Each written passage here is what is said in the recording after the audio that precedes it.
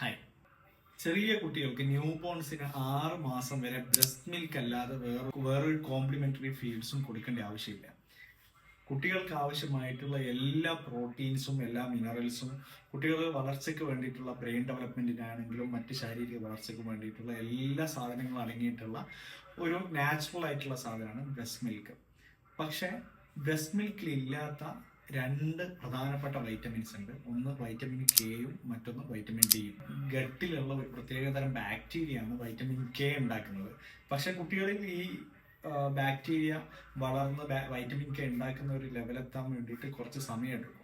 അപ്പോൾ ആ ഒരു സമയത്തിന് മുന്നേ വൈറ്റമിൻ കെ ശരീരത്തിൽ ആവശ്യമുള്ളത് കൊണ്ടാണ് ജനിച്ച ഉടനെ ഒരു ഡോസ് വൈറ്റമിൻ കെ ഇഞ്ചക്ഷൻ നമ്മൾ കൊടുക്കും. പക്ഷെ പാലിൽ നിന്ന് ലഭിക്കുന്ന വൈറ്റമിൻ ഡി എന്ന് പറഞ്ഞാൽ 30 മുതൽ 40 യൂണിറ്റ് വരെ, ഇന്റർനാഷണൽ യൂണിറ്റ് വരെ മാത്രമാണ് ലഭിക്കുന്നത്.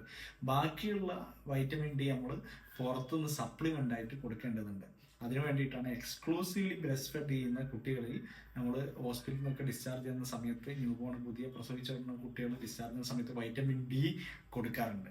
അത് കൃത്യമായിട്ട് കുട്ടികൾക്ക് കൊടുത്തില്ലെങ്കിൽ കുട്ടികളുടെ പേശികളുടെയും അതുപോലെ തന്നെ എല്ലിൻ്റെ ഒക്കെ വളർച്ച സാരമായിട്ട് ബാധിക്കാൻ സാധ്യതയുണ്ട്. അതുകൊണ്ട് വൈറ്റമിൻ ഡി ഡ്രോപ്സ് തരുന്നത് കൃത്യമായിട്ട് അറ്റ്ലീസ്റ്റ് ഒരു 1 ഇയർ വരെയെങ്കിലും കൊടുക്കാൻ വേണ്ടിയിട്ട് പ്രത്യേകം ശ്രദ്ധിക്കണം. താങ്ക്